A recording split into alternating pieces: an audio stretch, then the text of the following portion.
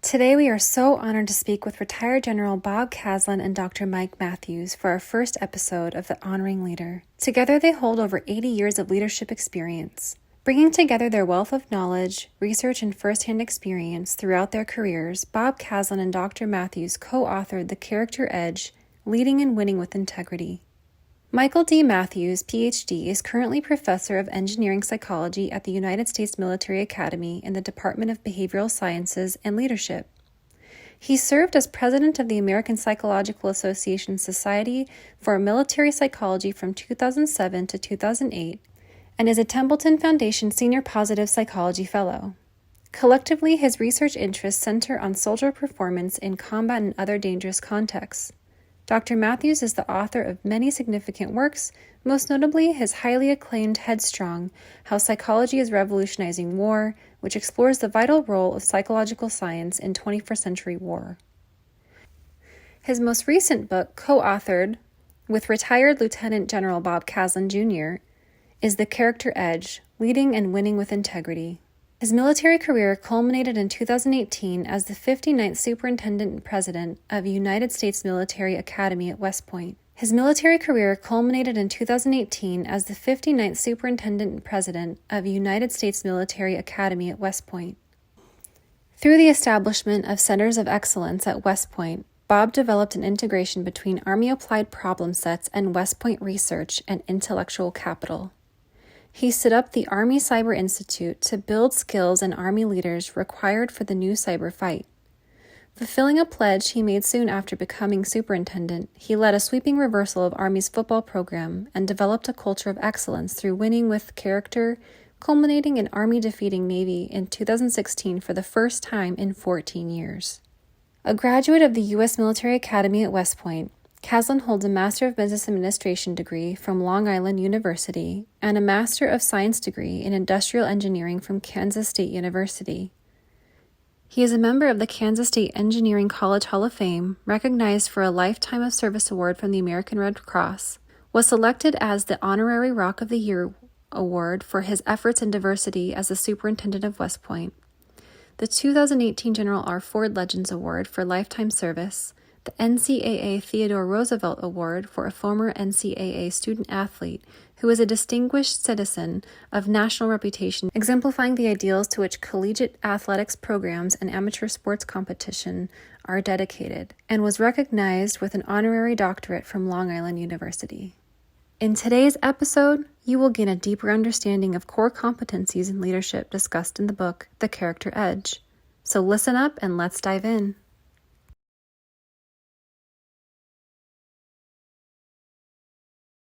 Truly honored to be with you all. I know Mike is as well, and we're excited to do this with you, and we're really looking forward to it. So thanks for inviting us, and thanks for hosting this great show.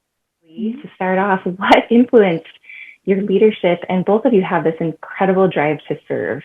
And so what do you think shaped that particular leadership approach for each of you? And maybe we can start with you, Dr. Matthews. Funny is I often don't really think of myself too much as being a leader, in the traditional sense. I've never commanded a battalion or a division or anything of that sort. I guess there's different types of leadership. So, perhaps I'm a leader in some respects in terms of intellectual things and ideas and leading research teams and working with others to get things done.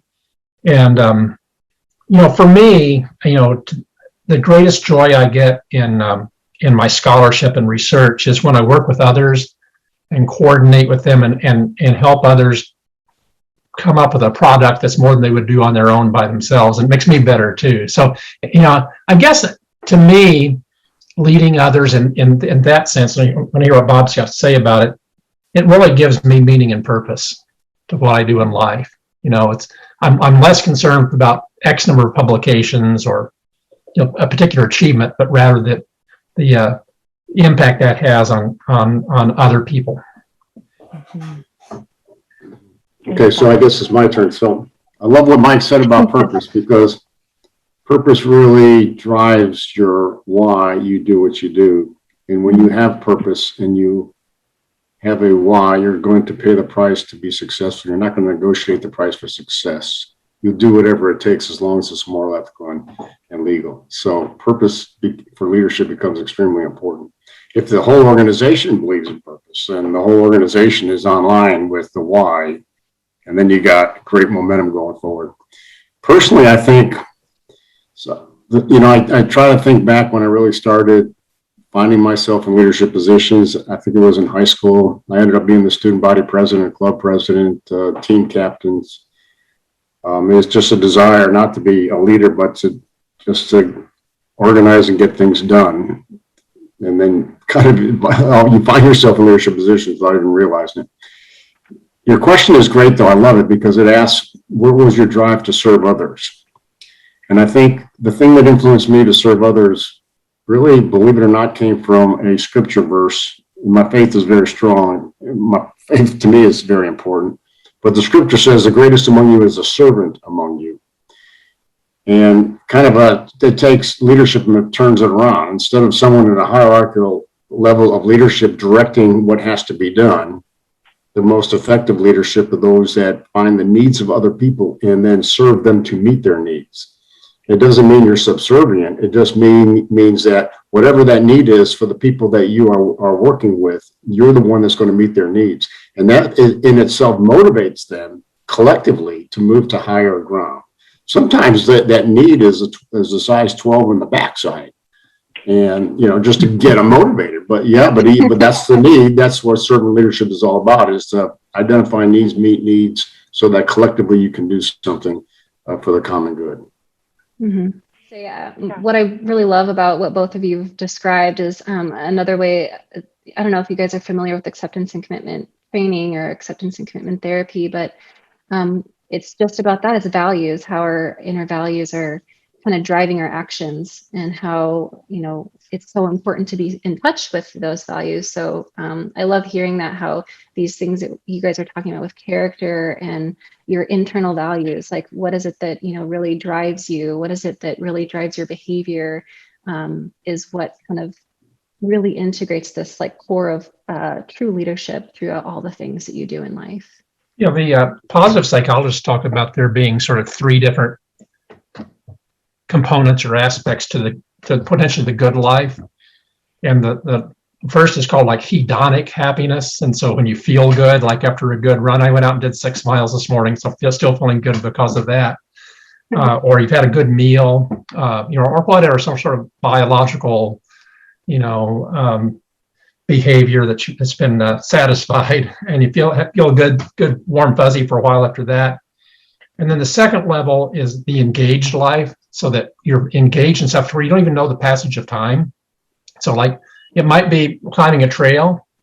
Sometimes it could be fishing, and it could be work or writing.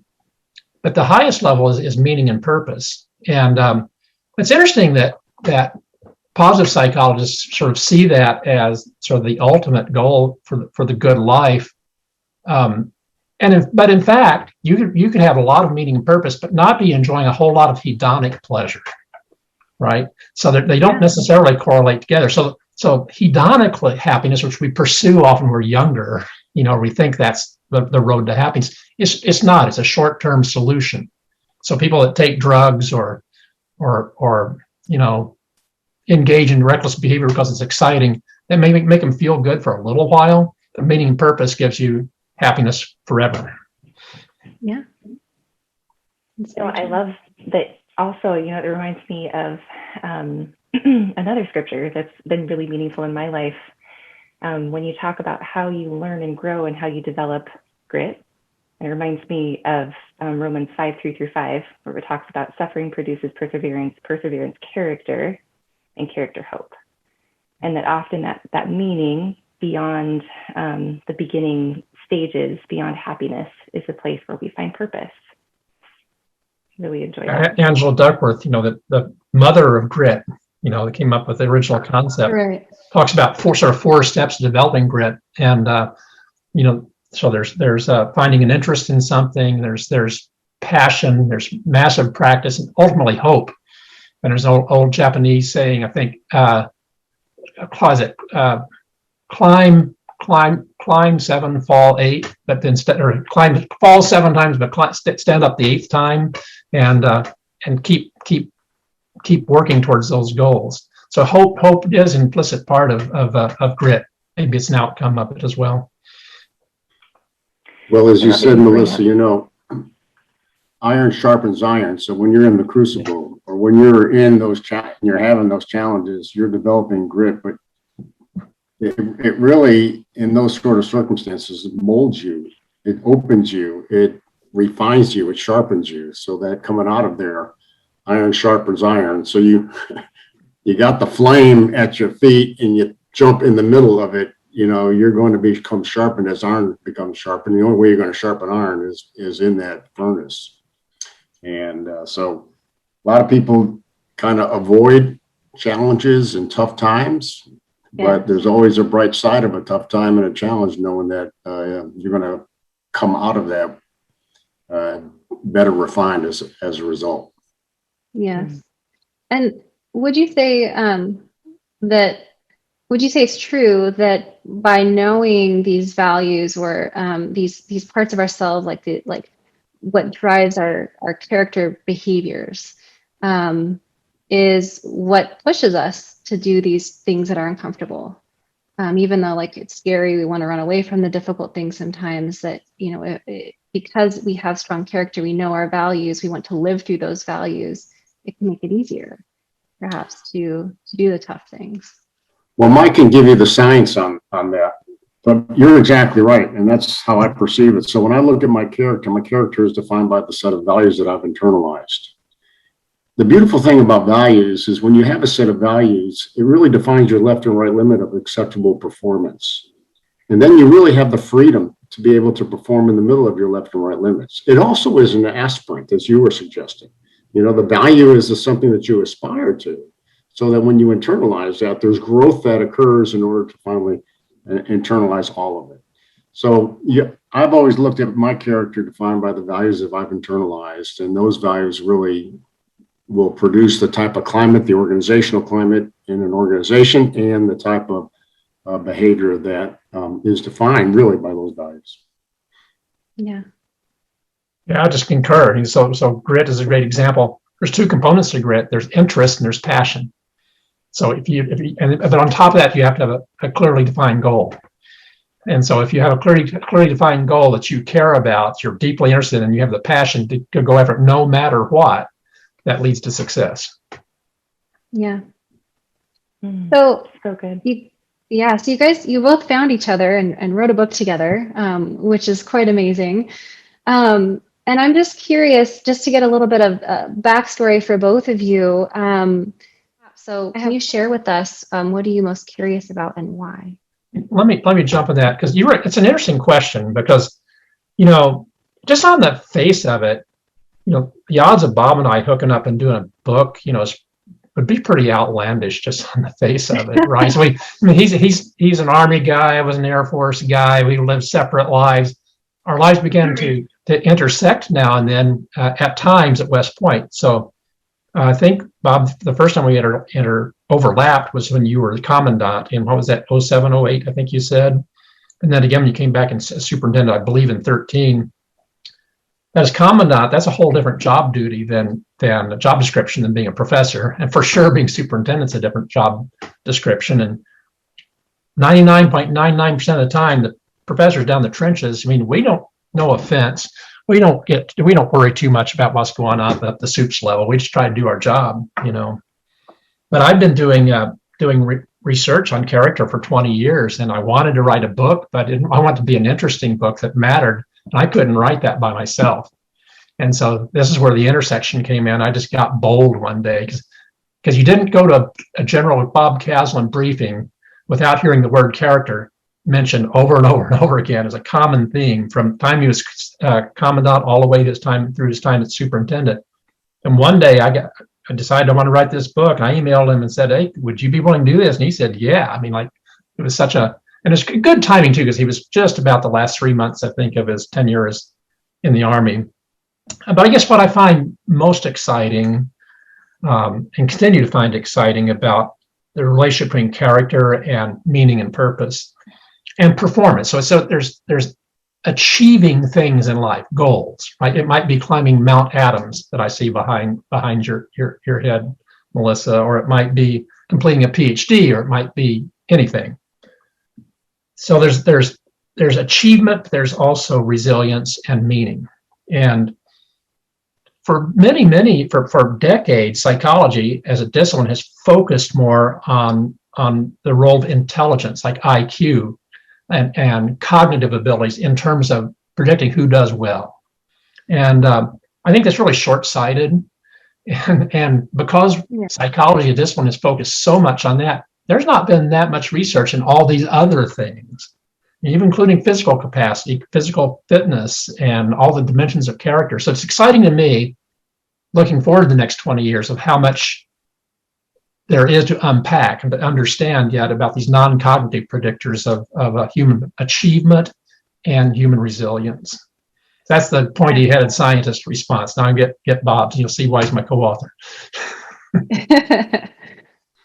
One of my most curious, there's so many things on leadership I'm curious about. And I guess the things that really I have been curious about even lately is, so for example, we graduated from West Point. My class did 46 years ago. So now we are affiliated with the class of the 50-year affiliated class, which is a class of 2025. I graduated in 1975. So I was up at West Point last weekend as the class of 2025 was doing the 12-mile march back. It's their crucible event to finish up their first summer. So we in the 50-year affiliate get to go with them. And so there were about maybe 70 to 80 of our classmates that came back, and I'm kind of looking around saying, you know, when you were cadets, you had thought that some of those classmates would really have aspired to phenomenal leadership positions, whether in the military or outside the military.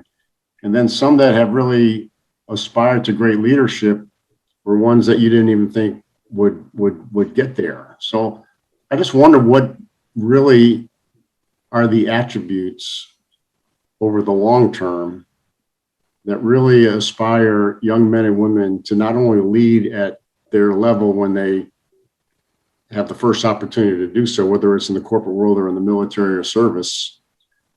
And how about leadership for the long term? What motivates someone to be a leader for the long term, from one leadership position to another, to another, to another? And even to the point where at some point you're serving at the highest levels, either in the government or in the corporate world or whatever you're doing, you know? So what are those ingredients that really, and that's what I'm curious about, what are those ingredients that really catapult leadership to the senior levels and then to be effective in it, you know? So now, I mean, that's just one thing I'm curious about. I'm really curious about what Mike talked about is how can you identify those who have the potential for great leadership when they're still in the development stage? In other words, a cadet at the United States Military Academy who is going to be a leader when they graduate, their time in development in the 4 years they're at West Point, what are the key attributes that you really look for that really plants in your mind that this is someone who's got the potential to lead effectively, not only on graduation, but for the duration of their time on the earth? So anyway, those are some of the things I've always been curious about. And when you get to Mike and my age, we're both the same age, by the way. Mike, I admire the fact that you ran 6 miles today. There's no way I could have run 6 miles. My knees won't take it. So good on you. We went out and bench pressed 500 pounds this morning 10 times. I bet you I can't do that. I was in the gym, but I wasn't running 6 miles, you know. But you know, so when you get to be our age and you look back and you know, you still try to understand what it was that gets people to those particular levels. And here's an example. My West Point classmate is the Secretary of Defense, Lloyd Austin, Secretary Austin. He's not only my West Point classmate, he's my good friend. And so he is still serving. Now he's serving at the highest levels in our government at the Secretary of Defense level. That's pretty amazing. Yeah. And we really all applaud what he's doing. Most of my class, however, is really just kind of retired and enjoying retired life because we're all eligible to be retired. But here's a man that is still serving, and now he's serving at the next level. What were the attributes that motivated him to get to those particular levels? Yeah, really good questions. I talk about that with the cadets. I teach a course in the spring called cognitive psychology, and part of that, we of course focus on memory and learning and attention and perception, the cognitive stuff, right? Not so much the character stuff, but towards the end of the course, we talk about high achievement and people who are exceptionally creative and achieve a lot in their fields. And it's one theme that I see. This speaks a little bit to this, Bob, and is that I think people underestimate the role of the environment in bringing out the good in people. So I'll use myself as an example. I was about as average of a high school student there could be. I believe I maybe finally reached a 2.7 GPA by the time I graduated from high school. Probably, went to the first college that accepted me, but, I didn't have that overarching goal or passion yet. I think I was still absorbing things, but I knew I wanted to be a psychologist. And when I got into college, then I switched on the gears and finished with a 3.8. And from then on, but here's where it really illustrates the point. So I got my Ph.D., served in the Air Force, went back to teach at a regular college, was reasonably productive. I mean, it was okay, right? But it wasn't until I came to West Point that my career mushroomed.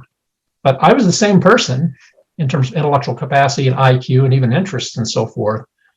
But the ground in which my seed was planted was much better for me, for that particular species of seed at West Point than it was elsewhere. And so I was able to bloom and flower a lot more. And so it may be the same with people like Secretary Austin and people that achieve a lot. And if they were fortunate enough to self-direct or be directed into environments that allowed them to fully bloom. Yeah, I'm really glad that you shared that experience, because I mean, that's just a really good example of how we are influencing a system and the system influences us. So there's this reciprocal relationship, or I don't know what kind of word you put on that, but yeah. So I could tell the cadets that, if you at any point in your life, because I was 47 years old or 46 when I came to West Point, if you just make a statistical prediction of what I was going to end up at, it would have been okay, but it wouldn't have been anything amazing, right? I would just continue on that sort of moderate flat trajectory. It gives a lot of hope for us all. If you at any point in life, if you find the right environment and the right setting and work with the right bunch of people, you can have radical transformations in your ability to contribute at any point in life. So I tell cadets, I hope they spend 43 years in the Army and retire as, 3 or 4-star general. But if at some point along the way you're not finding satisfaction and not really rewards and meaning and purpose, I guess what I'm looking for, and that then change environments. Sometimes you just need to change environments and find a better place to be. Yeah. Mike, I am doubly impressed now. I'm impressed with the 6 miles, and now I'm impressed with the 3.8 GPA. We don't want to be late bloomers. You just wait until after you're undergraduate to start blooming. I probably started one segment of my life too early. Maybe I could have caught up with if I had a little gas left in the tank, Bob, after that first half of the college year. But I wore myself out for 20 years. I love it. It brings up another thought that I'm interested in, is the same concept and then move it earlier. So Liz and I are both raising our children. We're in the season of life where we're having children, we're raising them. I have a daughter that's 10 years old. And, my husband and I, he's 08 grad from West Point. He's very much involved in how do we help our kids have experiences that help develop character early.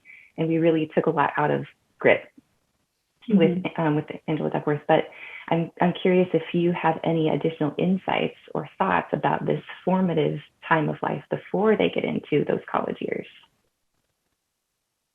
Well, Bob's got 3 kids, I think, right, Bob? You can probably, once you kick off from the applied perspective, if you need any esoteric, pointy-headed scientist comments, I'll save those for after Bob. So I defer to you, sir.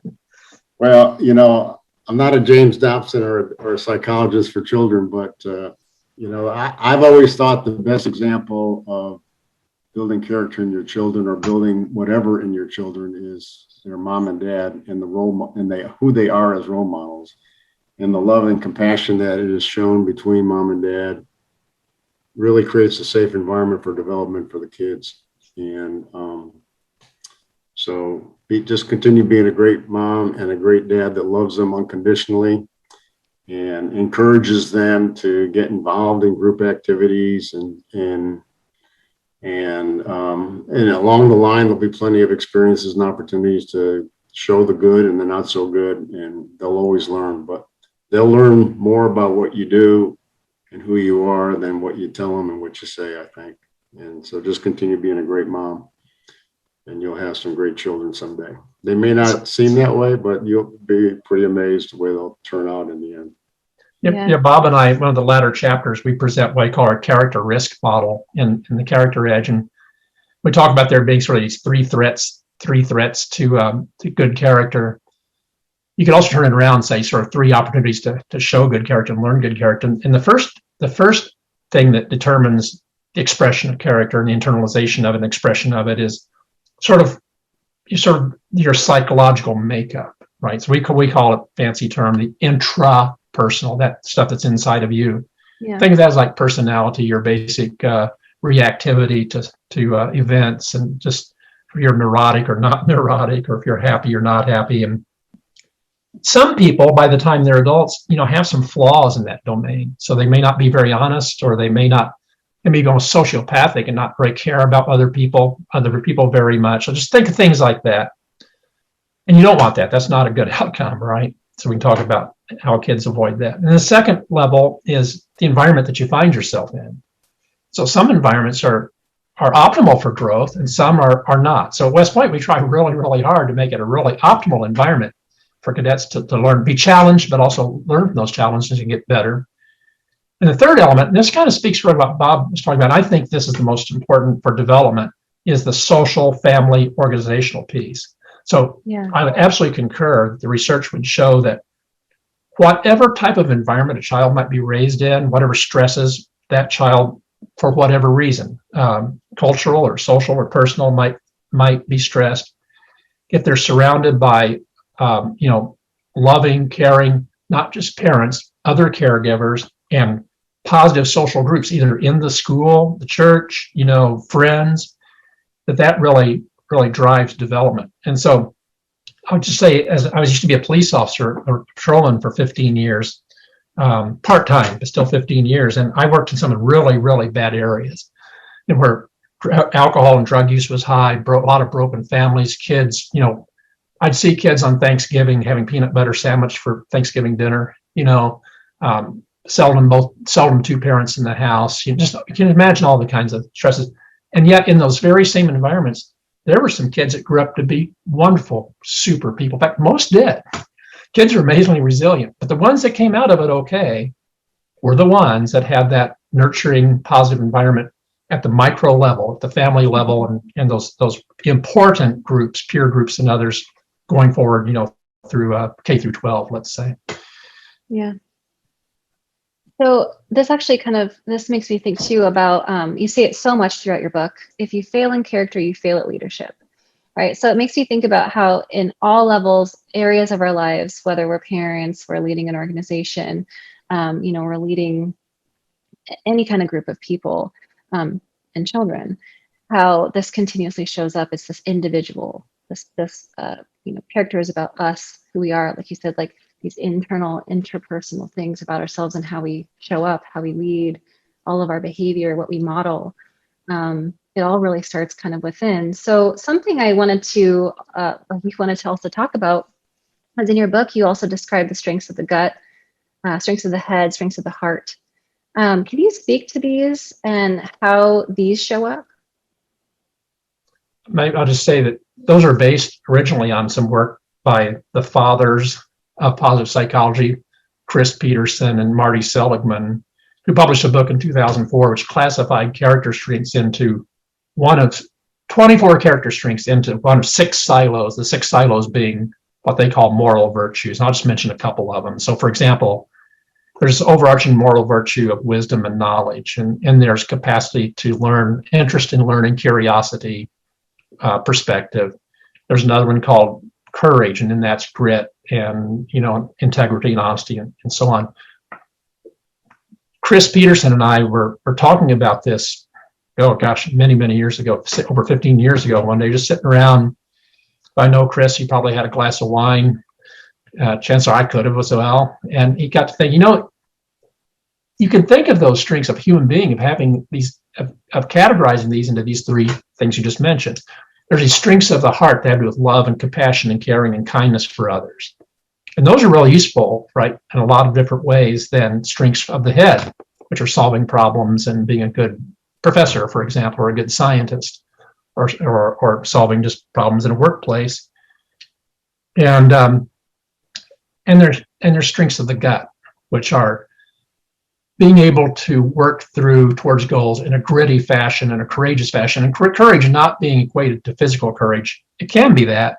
More importantly, moral courage, which is integrity and honesty. So we just thought, Bob and I thought that as well. I just thought I'd use those as a way of in an interesting way, presenting all these 24 strengths. So so think of as being the head, the heart, and the guts. Think of the problems you face in life. Raising a 10-year-old child. Okay. I imagine you're using strengths of the head, right? And how you educate the child and how you plan for her day. You use strengths of the heart every day, all day. And I imagine you could probably use good examples of using strengths of the gut to get through rough patches when you're raising kids. I think that's true with everything that we approach. And we give lots of examples, and Bob's got some great examples from all of those that we integrated into the book as well. Well, let me just pile on.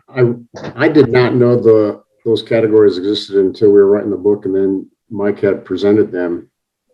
And I thought they were brilliant. And the reason was because when we normally think of character, we think of it from a moral ethical standpoint, but character is so much more than that. When you think of character of the head and character of the gut, those of us in the Army, in the crucible of ground combat, realize that a leader in that crucible has got to persevere through good times and bad times, and a lot of bad times. And they've got to have the tenacity and the resilience and the grit to be able to persevere through such difficult challenges. And so many people are looking to that leader in that crucible to be able to get them through that. So those character traits of perseverance and resilience are significant, and they're significant for a leader. And it's good to be able to consider them character traits as well as leadership traits. So not only do you see character from a moral ethical, but now you see character from a perseverance, grit, and tenacity standpoint. And then you have the whole intellectual piece and the intellectual development, and how your ability to see situations, analyze them, understand the key avenues of that have to be addressed, and then put the right plan together to be able to address them. But that's a problem-solving skill that is significant, but it is part of character. It's not separate. Intellect is not separate from character. Intellect is a part of character. And that's why I really like those categories, because they're all encompassing, and they really define one's character, not just strictly moral ethical, but from other aspects as well.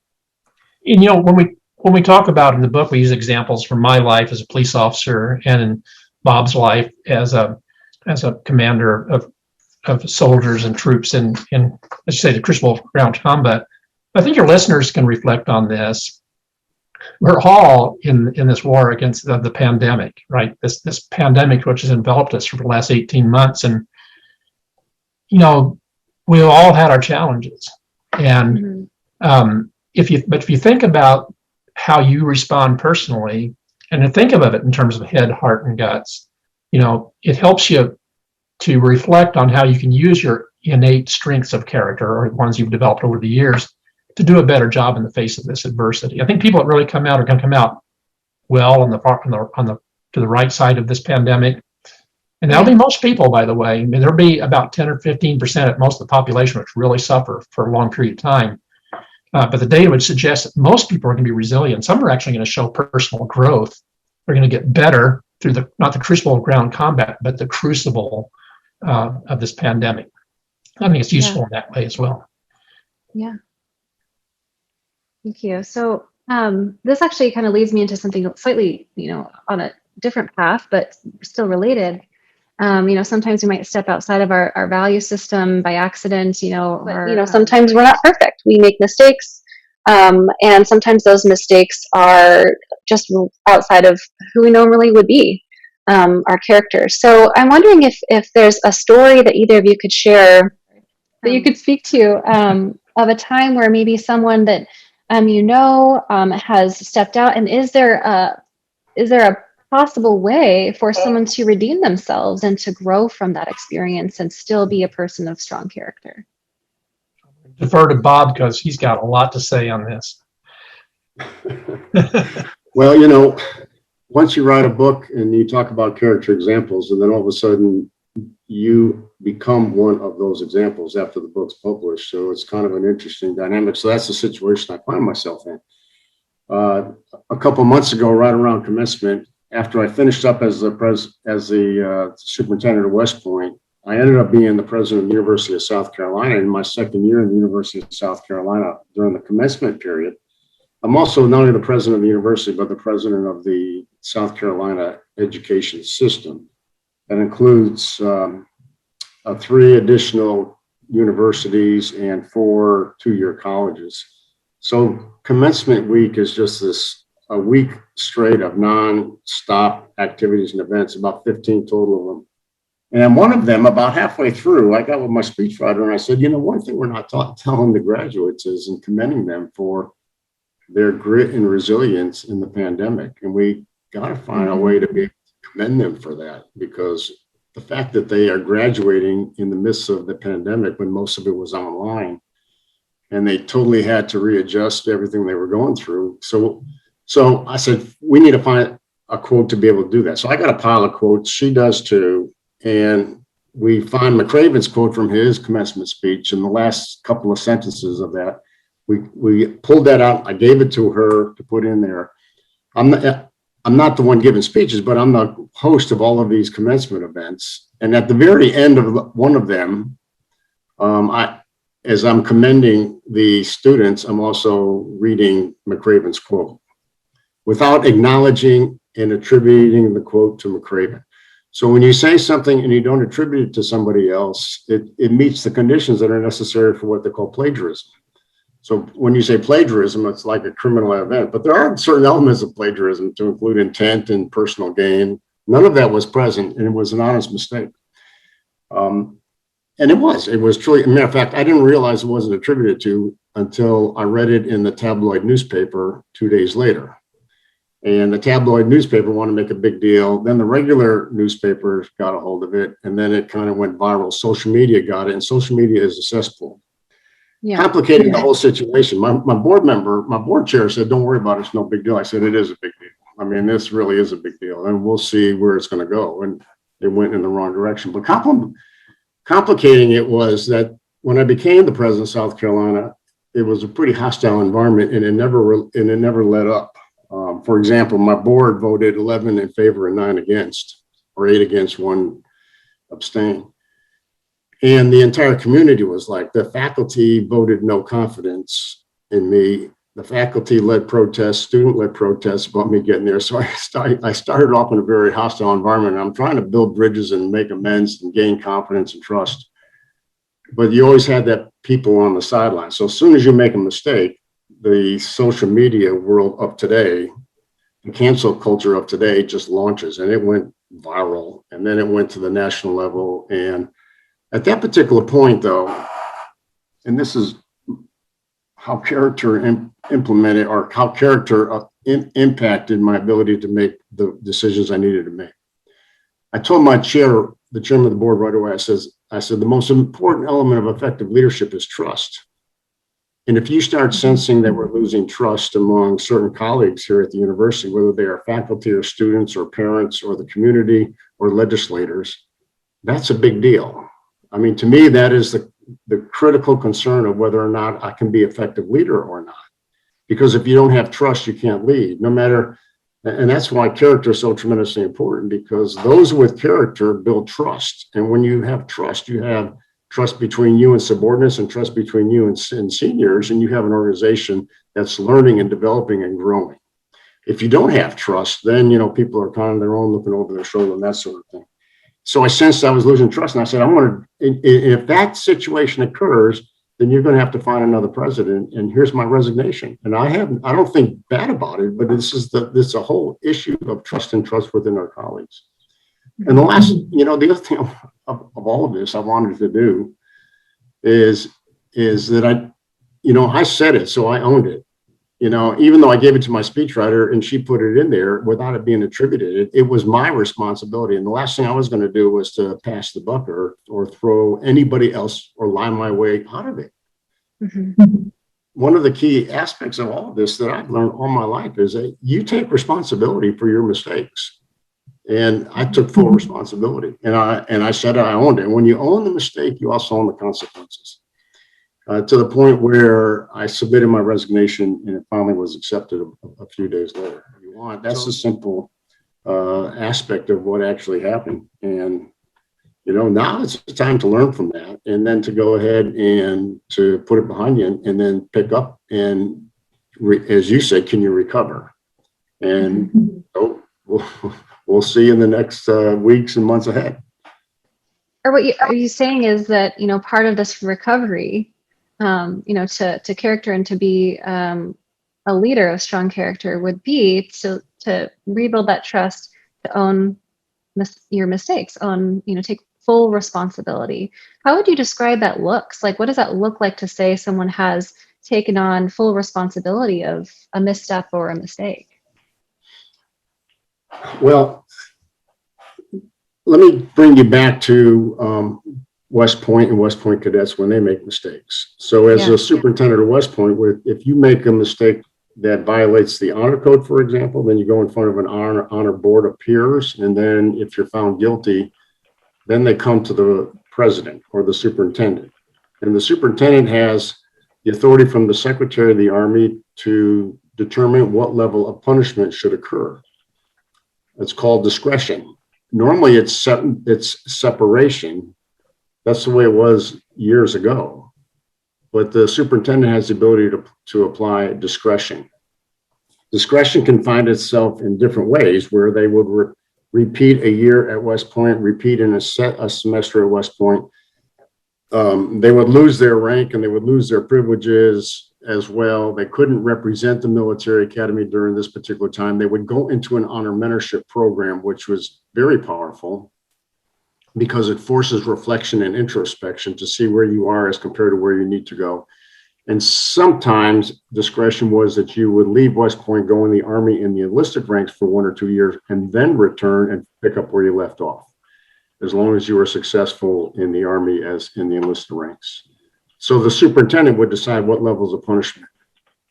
I found that those who committed an honor violation and went through the mentoring program through each of these levels of punishment and they returned, they came back stronger in character than those who never went through this program in the first place.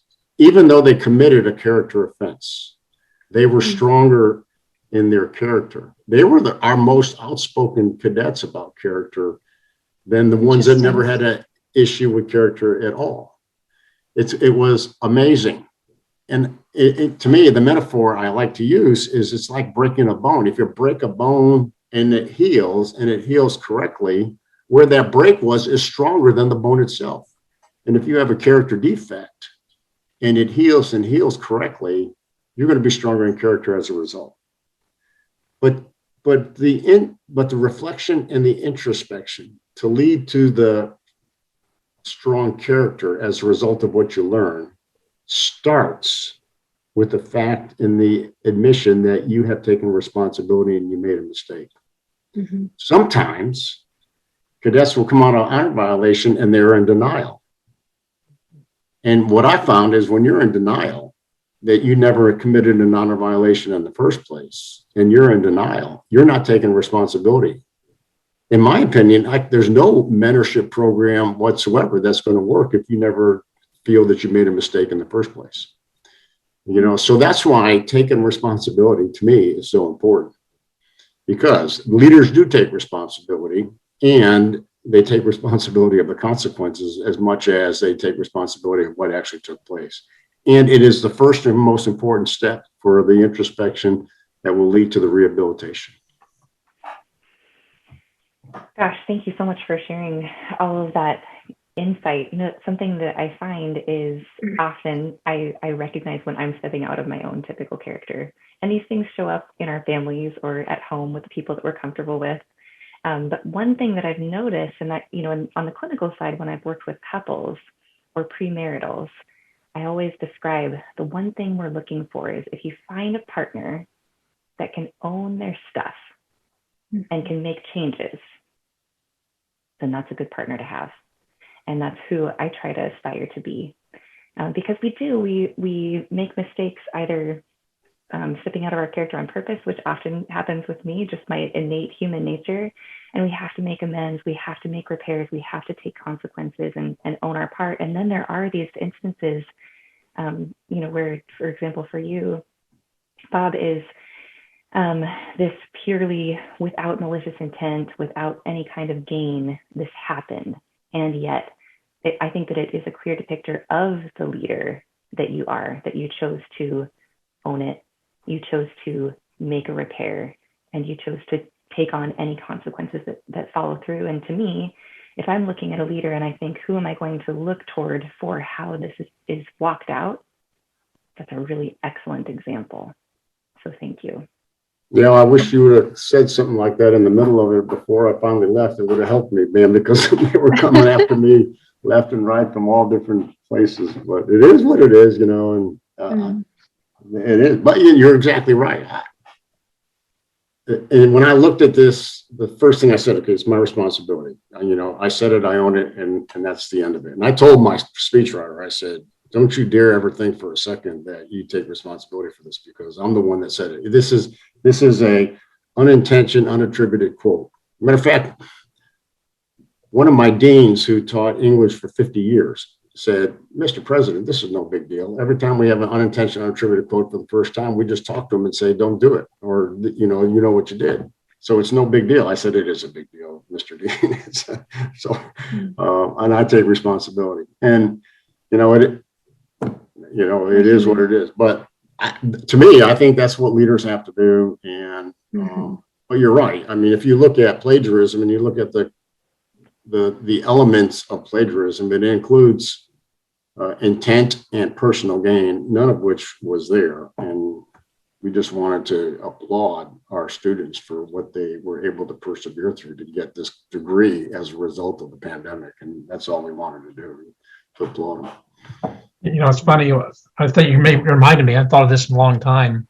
I told you what an average student I was in high school. When I got to college, I was taking a course. I think it's called, I don't think you call it this today, but Man and Civilization, Western Intellectual Tradition. And the professor gave essay tests, and we had a paper we had to write. And I guess I'd written a paper somewhere along the line, but I turned it in and got it back a while back, just bled to death, a big F on it. And he scratched out, and he accused me of plagiarism, and he scratched all that. He says, I don't think you really knew what you were doing. Come, let's talk about it. And he said, now here's how you do this. You know, here's how you document things. And not only did I end up making an A in that class, I had him for 4 other classes in religion and philosophy, and basically had a minor and made A's in every one of them. And he actually, become a lifelong friend. You know, so it's a lower consequences than what Bob went through, but it's a common experience to make a mistake. And if you're lucky to be around people who can nurture and support you through that mistake. So coming back to your environment you're around, Bob was not the best environment, unfortunately, but I will tell you, Bob, if you still have a lot of fans on there. We've got a couple of friends and colleagues who are professors at USC, and every once in a while email say, gosh, I wish President Caslen was still here. So you still got a following down there. It's probably more than you think, Bob. Well, if you look at the social media, it's a cesspool. That's an issue in itself. We could talk social media, but social media is changing the dynamic of character today, because social media allows you to have a character personality in your private life that is a personality and a person of character that you would never do in your public life. Yeah. If you're going to do and say things in private, knowing you're not going to be held accountable what you would never do in public, then what kind of character is that? And to me, social media is a metric of what your true character really is. Because if you're on there, even in an anonymous situation, saying and doing things that you would never do in public, then there's an issue there, in my opinion. So social media is a cesspool. You really got to be, or it can be productive, but I experienced a really ugly situation. It's shaping culture in kind of an interesting way. So there's probably so much to even study in that whole area. And we see it in cadets, but it's not just cadets. It's not just young people. We're just talking about young people who publicly give you one face of their character, but they just say the most outlandish things on the social media platforms. And part of our challenges at West Point, as it is at any developmental institution, is people to understand that the need to have a sort of unity between their public face and their social media persona, if you will. And I think Bob will agree. It is a learning experience and developmental experience, and it's tough because of the ubiquity of social media, and you just get angry late at night and type something in, and there it lives forever. Yeah. Well, thank you so much for all of this really deep insight. I'm going to ask one final question of both of you. We're curious about what advice you might give to a leader that would like to improve on their character. What kinds of things can we start doing today to improve our character? So Bob's going to say the most profound thing, so I'll be less profound. So I'll go first so you can close on a really positive note. How about that? So I think that self-understanding and self-reflection is really important. And so when I consult with leaders, or if I'm doing a seminar for managers at a company or something like that, and they want to know how to be better leaders, I urge them to take this assessment of character that I talk about in the book, called the Values and Action Inventory of Strengths, and learn what their 24 strengths are, and rank order them. They'll get to find out what their top 5 or 6 strengths are, what their bottom 5 or 6 strengths are, and kind of what's in between. So become self-aware of what your strengths are. You have some, you're going to have some, and really play to those strengths, and then intentionally learn how to leverage your strengths as like tools in a toolbox to lead and to achieve your goals in life. So you think of these 24 strengths should be looked at as like 24 tools in a toolbox. Not every problem requires a hammer. Okay, and so this is kind of what Bob mentioned earlier. It's that character is more than the virtue of honesty, integrity. It's a lot of things. And so the thing I would leave everyone with is this notion that character is multidimensional. Learn what it is in yourself, and learn how to willfully, mindfully use it to do better in life. Thank you so much. Okay, well, this isn't very profound, Mike, but Put you on the spot, sorry. First of all, Mike's exactly right. I mean, if I want to really develop my character, I got to see where I am, and I need to have the reflection, introspection where I want to go. And then Mike, and that inventory, that character inventory that's in the book that Mike put in there, based on his own research, is an amazing inventory. I've personally had so many people who have read the book come back to me and talk about that inventory and that real personal assessment. To me, if someone is interested in character, they've got to understand why character is so important. In the stories, there's so many stories I can give about why character is so important, even my own experience, the one I just mentioned. But the one thing that really turned me on in character was when I was division commander in Iraq during the surge in northern Iraq with 23,000 soldiers. I was responsible for all of the senior leader misconduct of the senior non-commissioned officers and all the officers. And I had plenty of it. I was writing letters of reprimand. I was relieving officers. I was giving them Article 15s about 1.5 times a week. Not the entire rotation, every week, about 1 to 2 times I was doing this. There were a total of, I think, 75 or 76 cases of senior leader misconduct. The impact on the misconduct of the senior leader was the fact that they were no longer in command. They were no longer in charge. So their career was ended. I mean, they got a bad report. The next time they go before a promotion board, they're not going to get promoted. So their career ended. That's the personal impact. The bigger impact was the impact it had on the organization. Because if you have a leader that doesn't have character, that creates hostile environments, that is an ineffective climate for you to accomplish your mission. And there were times where we had to really replace leaders and pull the organization out of combat, put the leader in charge, give them a training activity, and then put them back in. So it had impact not only on the individual, but on the overall mission itself. Yeah. And and these were competent people, but they just lost the trust of their organization because there were character issues. It goes back to what I said before. The most important element in effective leadership is trust. And trust is, according to Stephen Covey from the book, The Speed of Trust, he says that trust is really a function of character and competence. We throw in caring as well, character, competence, and caring for a lot of reasons. But you could be the most competent person, but if you fail in character, you have lost trust and you have failed in leadership. And as simple as that. When people understand the why is character so important in effective leadership, then they're going to want to understand what do I need to do to become a better person of character. And that starts with assessing where you are right now. And then it goes back to what Mike said, let's do the inventory and see where we are compared to where we need to go. That's why West Point's great, because it takes young men and women and throws them in leadership positions. And in those positions, they are assessed. They're not only assessed on competence, they're also assessed on character.